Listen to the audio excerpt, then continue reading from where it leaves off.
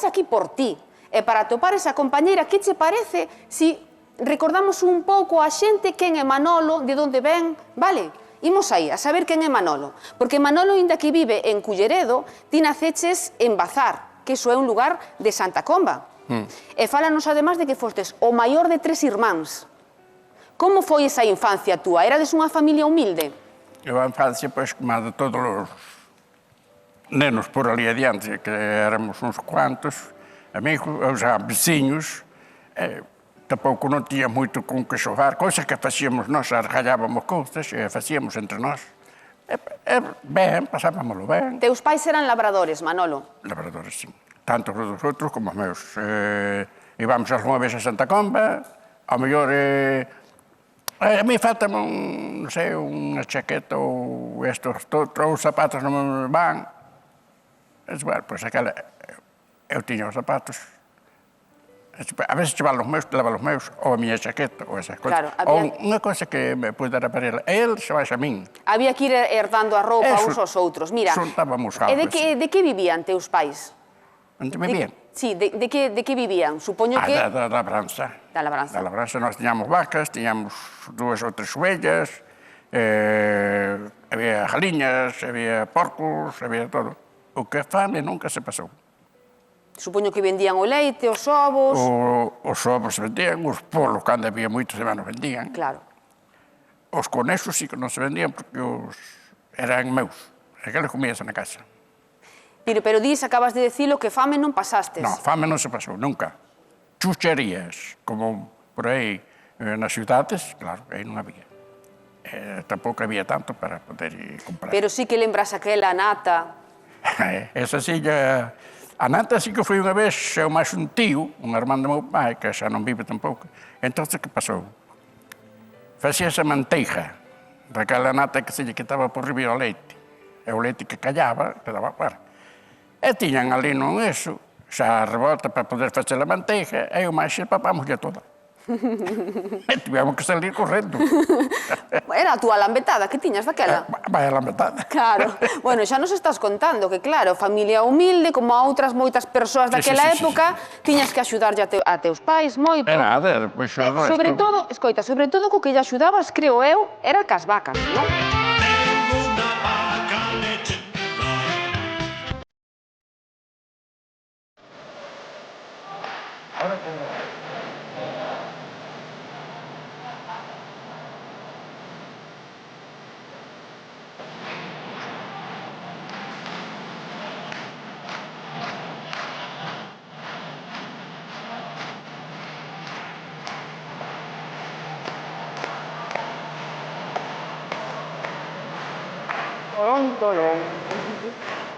Eu xa estou vendo a Manolo coas vacas, pero non sei que tal se chegaba eso de ir coas vacas. É que a vacas íbamos 4 ou 5 cada en cas súas, a la Pomonte, alguna vez teño chegado sin elas a casa. Como que tes que chegado sin elas a casa? Escapaban as vacas, depois atrás delas, había 4 vacas, había sempre, 4, 5. E depois tiña un can que iba cas vacas tamén. Pero, a ver, contame iso de que volvías a casa sen as vacas. E as casas... As vacas onde van? As vacas marcharon por aquí e por ali e agora non as dei pillado.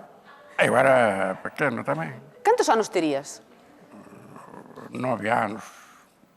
E dis que ibas cos veciños, non estaríades xogando por ali o que podíades... Claro, pero as vacas se mellor marchaban, non as vigilabas, se marchaban, bueno, se encontraba para vir a casa. Claro, vos estabades por ali ao voso, era o momento que tiñades tamén para xogar un pouco, non, Manolo? Axudábamos uns aos outros, pero a mellor cada un daba conta das súas, e víamos buscar un e se marchaban os outros. Pero con 9 anos ainda había que coidar de ti, Manolo.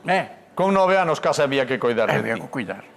Porque, ademais, ir ao monte coas vacas tamén tiña o seu risco. Nunca lle viche las orellas ao lobo. Sí, pero bueno, non era sempre. Non era sempre. Despois sí tiñamos un can que iba cas vacas, el solo. Un can? Un can. El conociuno. Como era ese can? Contanos, porque ese can ten historia, O can ten unha historia moi gorda. Porque ese can prácticamente foi roubado. Eu non me refería a esa historia, Manolo. Non, pero, bueno. Referíame a historia... O can veu para casa sí, aí, eso. dese pequeniño. Vale. Nós íbamos con él, íbamos cas vacas e levábamos o gan con nós. Pero el 12 era un mastín alemán. Entón, ele daba así, por andar cas vacas, o can. Sempre cas vacas, sempre cas vacas. E depois sabía o nombre de todas as fincas. Mastín, abríamos a porta da casa, das cuadras, poñese diante, botaba de dois lados as vacas, poñense como se foran prestas, sabes? Para o Porto Crejo, para a finca do Porto Crejo. Alá vai, el diante, as vacas de atrás. Miraba para um lado e para o outro. As vacas não miravam para a Berta nem para o milho de nadie. Iam para lá quedava com elas toda a manhã, quando havia que tirar as vacas, mas traz as vacas para a casa. E a gente que não o sabia dali, dizia, é impossível que isso quem não traz as vacas para a casa. As vacas vinham como se eram prestas. Ele disse, quem lhe prendiu as vacas agora ali? As vacas vêm as seivas, vêm todo. É incrível. Anda. Era verdade. Era un bocán aquel, Mira, Manolo, claro, contasnos que con tanto traballar, axudar na casa, a escola non houbo tempo de ir, pero sí que iba un home, contábanos el, igual que noutras moitas aldeas seguramente pasou, un home iba á casa dos rapaces, enseñoulle que non era mestre ni nada, enseñoulle a ler, a escribir, o básico, a facer as contas, e despois empezou Manolo a ir ás mozas, pero claro, non era tan fácil, porque aí andaba todo o mundo botando ollo e non se deixaba arrimar os mozos ás mozas, nin as mozas aos mozos. Sí.